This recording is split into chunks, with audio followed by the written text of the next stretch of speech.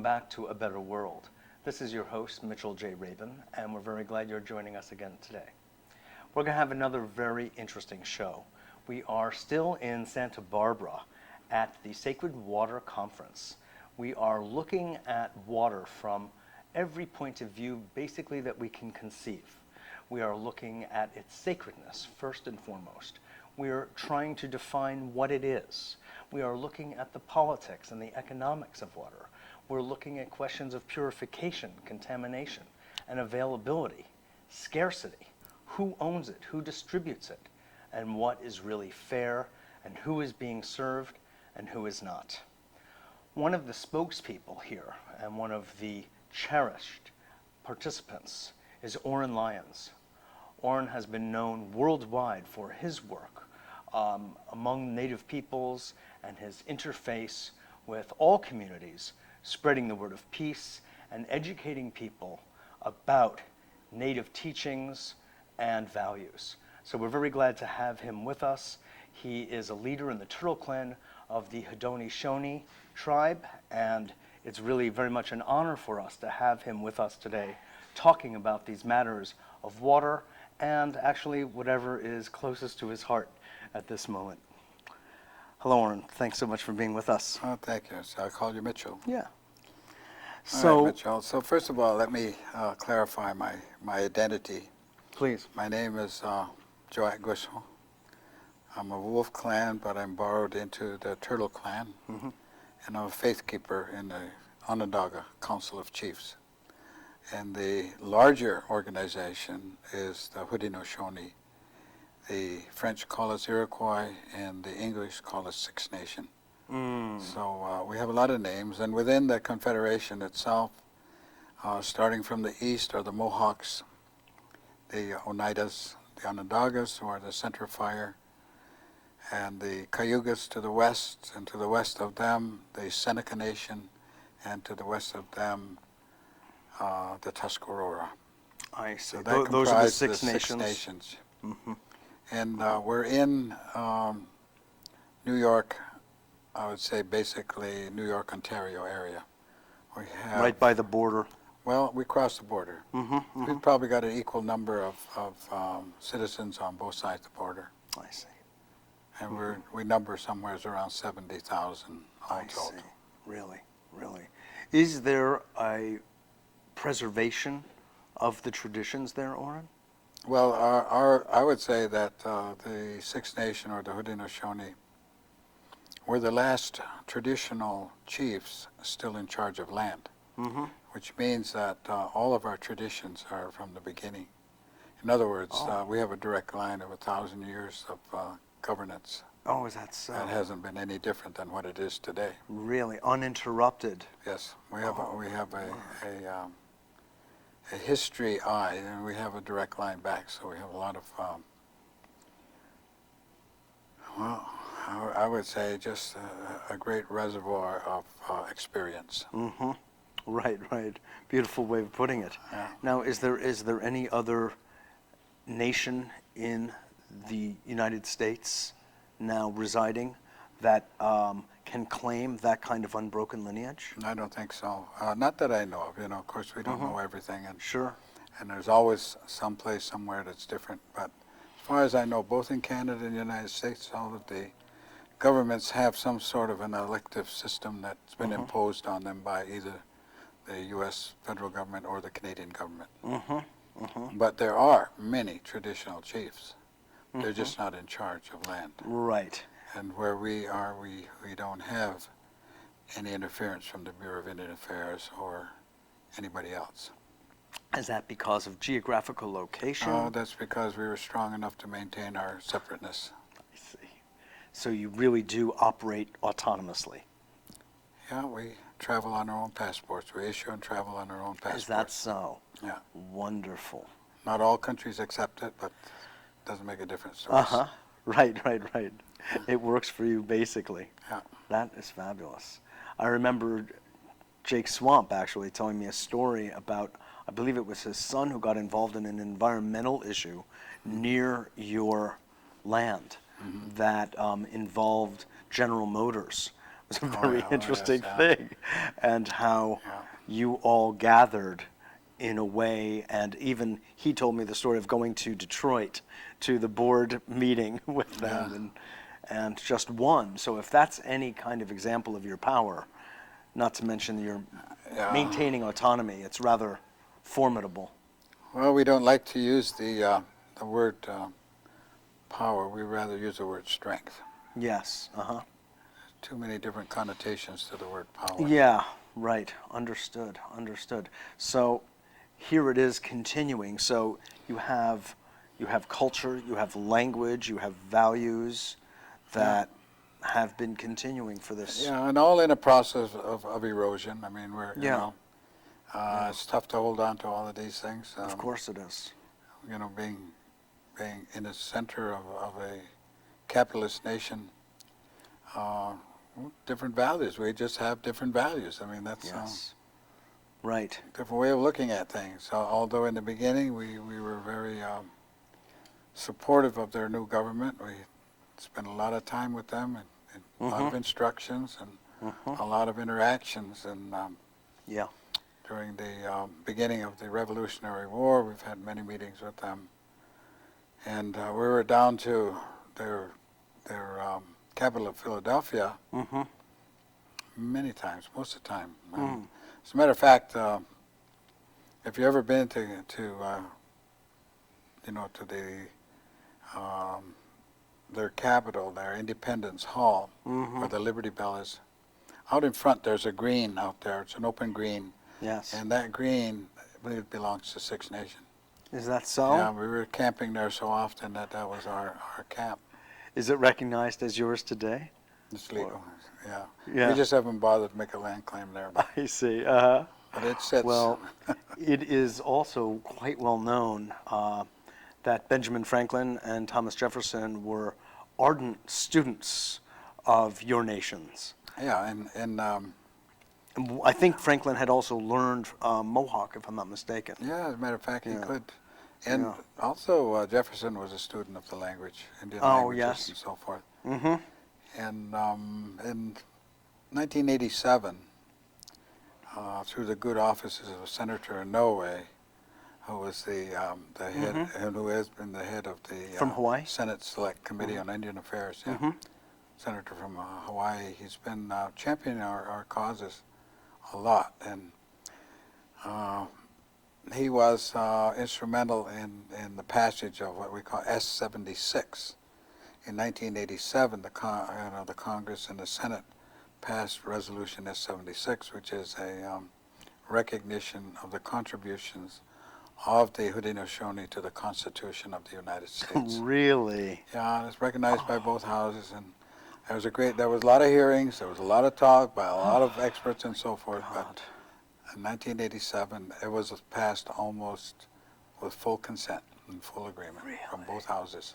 Thank God. It's amazing. I mean, they agreed. They agreed Right. with it. You know? They recognized and acknowledged. Very few people know that. And Right. they know the basis of democracy. Yeah. And democracy really, the Western democracy that we know come from here, basically, fundamentally. You know, when the Nina and the Pinta and the Santa Maria, landed down in the islands, they didn't bring any democracy with them. You know, they were Monarchs. monarchs and so forth. Right. And Exactly. also, when the Pilgrims landed in Plymouth, Yes. they didn't bring democracy either. They were fleeing from a repressive king. Exactly. So, Exactly. and So when, who was and going when to they had teach a- them? And when they had a revolution, they said that they were, because the French asked Franklin, he said at the peace conference in Paris, the French said, well, then who are you? You've separated from your fatherland, and there you are over there. And it's, Homeless. well, who are you? And he said, I'm an American savage. That was his Really? response. And in those days, Wow. American meant Indians. If you said you were Yes. American, you're talking about Indian people. Right, right, right. So anyway, Isn't it's that a long interesting? history. We've been in discussions with all of the governments of of all of the colonies over 300 years. Right. Meetings on land, meetings, we were well known, we knew each other very well. And when the revolution came, we were in a center position, and we lose either, no matter who wins. Right.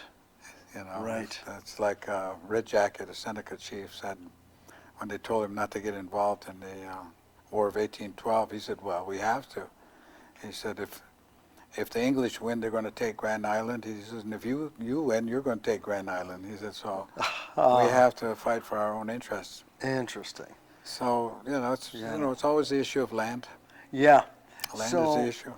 in effect, back prior to the Europeans coming Yeah. to this land, there were both peaceful areas and warring areas and factions among the different nations. There were great confederations. There were confederacies all over North America. People, we're probably one of the best known, but, the Lakota, they have their 7 nations, and coalitions down in what would now be North Carolina or Georgia. There were confederations there. There were confederations out west. In fact, that was the style that we had. And there was a lot of interaction, and occasionally there were conflicts, but they never were conflicts of, what would you say, occupation. There were conflicts over hunting grounds, or family, or whatever, but rarely did anybody occupy. They usually had their discussions and had the fights, and then withdrew to where they were. But they always made a peace. They always made a. I see. Just like any event happens. Right. So Or what happens usually in families. you when have to have there's- counselors and Yeah. councils and so forth. So Yeah. and democracy is a process that emanates from people. People have power. So in our Constitution, our process, it's really the people who raise the leaders, and people have the authority to remove them. So it's an old democracy, and what Franklin said was, he said, I don't find a seam here. I don't see how they pass power from one generation to the next. He said, I can't find a seam. He said, it seems as though their confederation is indissoluble. And he made that observation, So and we're interesting. still here, Yeah. I mean, we're in a much more tattered. We've been through a lot of fights, and Sure. we're like an old alley cat, all scarred up with ragged ears, and a lot of scars on us. But we're still here. Oh, God, yes. Thank God. It's also been noted that one of the things that Jefferson and Franklin did not take from your native style of politics was the role of women that had a very influential role in the outcomes in the decision making, Well, direct or indirect. No, in the process of governance, tremendous balance. Yeah. Our confederation came to life 1,000 years ago. Was brought by a person, spiritual being, messenger. We call him, peacemaker. He has a name, Right. and the only time you ever hear that name, that we speak that name, is when we raise leaders and when we tell the story. Then you'll hear his name. But otherwise, we never mention his name. We call him the Great Peacemaker. And he came amongst us 1,000 years ago, brought peace. Long story, won't go into that. And I've heard the story. yeah, Very beautiful. if you talk with Jake, Yes, I heard in Yeah. the original language. Yeah. Yeah, so he left us with instructions and a process of governance which balanced the male and female, the women and men. And so clan mothers, he put the clan mother as the leader, actually, in charge of the homeland. And she was in charge of her family. and she chose all the leaders, but the leaders had to be ratified by consensus, first by the clan, then by the Council of Chiefs, and finally by the Grand Council. So the person that's put up for a position has to be there on his own merit. It's not a competition. And he's judged, and he's very carefully judged. So that in the end, when they finally agree, he's gone through a long process, and hopefully he'll be able to do the work.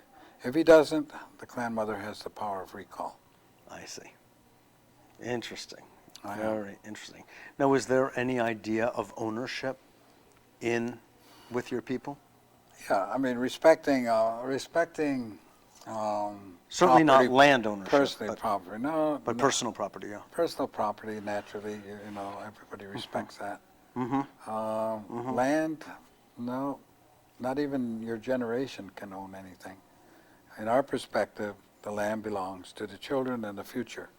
So we, as each generation here, we're caretakers. We look after it to see that they have a place when their time is here. Yeah, so beautiful. So This is maybe one of the reasons Franklin perceived the indissoluble nature of your structure, distinct from ours, which has ownership, land ownership, at its core. Do you know what I mean? So, well, you know, the idea of enclosure from England, that came over pretty strongly, and once the revolution was over and they established themselves as an entity, they kind of reverted. And in the development of a new nation, they neglected to include women in either government or anywhere. In fact, they perceived them as chattel. you mean in the United States? In the new United States. Yes. They also were Right, the heavily new involved United in States. slavery, and Sure. you certainly can't have a free and independent nation with slaves. I mean, That's right. I don't know It's how do you justify any Contradiction in discussion like terms, that? I would say. So Right. so all in all, Freedom for whom? yes. In other words, yeah. And the male dominated, and it was only in 1924 that the United States allowed the women to vote. Right. Exactly. This is just a little while ago. I know. So, nevertheless, they tried. They started out, and I think by the time of 1840, they kind of reverted back to themselves, and that's when the discussion about manifest destiny came about, and it became a very aggressive nation. Yeah. And today, they're all over. They're very, very aggressive today. Yeah, oh God. But they moved from that point. From about that point, Yeah. it's been a steady progress in the other direction. And it's disconcerting to us and to, well, in some cases, very bad for a lot of people. Of course. But I would say that the American public is probably most ignorant about their own history, and they're very much right now people. They don't think much about the future. They don't think much about the past, and Right. they're very much in the present, and that's difficult. Can get into a lot of trouble that way. Of course. One of the most remarkable things for me when I reflect on the history that you're referring to and meeting you now at this conference and other Native elders and others that I have met over the course of many years, I have always been so moved and impressed with the level of compassion and understanding that you have and others I've known have had for the white man who has come and raped and pillaged and plundered all the land and your peoples. And it's like a pillar, like a rock. You are still there, still extending a hand of brotherhood, saying, we are brothers. I mean, we no doubt are about that. brothers. We're brothers, and You and I may know that, we're but friends. many do not. And I'm just sharing with you how moving it is for many of us who have had the sensitivity and intelligence to look and see and connect. A lot of if you know what I mean. A lot of our people don't hold that view. We got Right. some pretty fierce people ourselves, who are Sure. still angry, Yeah. who will fight. But our job Yeah. is to keep the peace. That's what they call us. Yes. The peacemakers, and our job is to keep the Exactly. peace and look out for the welfare of the people and think 7 generations ahead Right. and be compassionate. I think that's the number one Mm-hmm. prerequisite for a good leader is to have compassion. Yes. And the other one is, is to be honest and to be fair. You got to be fair-minded, Right. and you have to be a realist. You have to be a realist in order to survive. And we've been lucky, but not so lucky if you look at the process. If the women are choosing the leaders and the balance is that way, you're going to get good leaders. Yes, And right. I asked my uncle, Chief Shenandoah, I said, Uncle, I said, how come we're still here? I said, just looking at what's going on in our whole country. Mm-hmm. And he said simply, we've always had good leaders, he said. Uh-huh. And that speaks to the process. That speaks to the democratic balance between male and female. Yep. And I think that probably in today's times, it's going to be the women who are going to make the big difference. And at least we know that they're going to really try. Yes. If they fail, then the children are going to try. Right. It's interesting because here we are at a conference about water and the sacredness in particular of water. And water is often related to the female. Well, it is a female. I mean, that's the moon's grandmother. She works with the water. So She's in here we are charge, talking about, right, the conservation of the proper use of, the proper respect for water. Yeah. And here you are saying that you believe it's going to be the woman who helps to move us out of this condition. She's going to try. She's going to try. Yeah. Like everybody else, she's pretty disgusted with what's happened up to this point and the direction that leadership has taken. Right. It's a real problem, and we're in serious times, and Sure. it'll work its way out. From a prophetic point of view, many people know of the Hopi prophecy and other native prophecies. Is there one in your nation as well that has spoken about these times? Yeah, sure, there is. We got a lot of them. Don't tell me. No, I'm kidding. Is there anything you think that we should know? Well, one of them, somebody asked here, what is the third message? I've kind of mentioned it. Mm-hmm. Gunyan who was a Seneca chief, had this message. And during the discourse that he had in the journey, spiritual journey he took, he was shown things. And he was instructed to tell us about what he was shown. And I'll just say several of them, but one, he was shown by the spiritual beings. He was taken on a journey. And they would say, what do you see? And it would be like a vignette. He would see, well, you could say maybe like a movie or something. What he saw in front of him, a scene, and he would just describe it. And he said at this one time, I see a man kneeling by a stream, and I see he's going to drink, and he's cupping the water in his hands, he said. And as he brings the water forward, then he was able to see the water just the way the man was, and it was filthy. It was filthy, it was oily, it had everything. You couldn't drink it, it was obvious, and the man dropped it. And then he said, well, I know that stream. I know that stream. He said, that stream is where I live. And they said, yes, and in time, that stream will be that way. And so he was shown all these different vignettes. And they're pretty, we are in the time of prophecy, and they're coming around, but they're not all here yet. So at the end of this, it was very discouraging to him, and he said, well then, if that's the case, he said, well, what's the use? And they said, well, when you get back, you tell your people what we told you, and tell them this, that these surely will happen. This will surely come. But tell your people, just don't let it be your generation. They said the generation that allows this to occur is going to suffer beyond all comprehension, and it's up to you. So it all comes right back to the people again. It's up to the people. Exactly. So it's in our hands, it's our choice, and we're either going to do it or we're not, but the consequence is there. Right. Right. Either right, way, right. either way, good consequence or bad. But we're the Exactly. ones that will determine that. Exactly. Exactly. So all we can do is bring the message.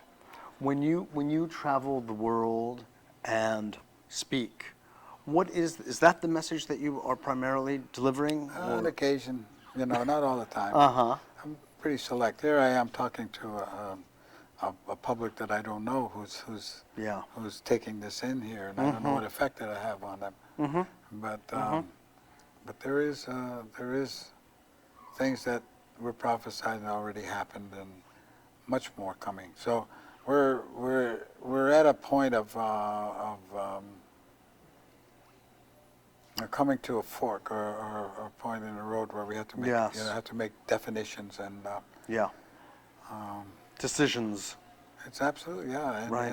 and we're here now. Right. So we try to bring the Yeah. message, but and encourage the people, because the people are the ones that are going to have to do it. And they have to have the determination, and they have to have the strength, and they have to have the compassion for life ahead. And In our last minute, is there anything in particular you feel that you might not have said just yet that you would like people to know of? well, water is the first law of life. That's why we're here.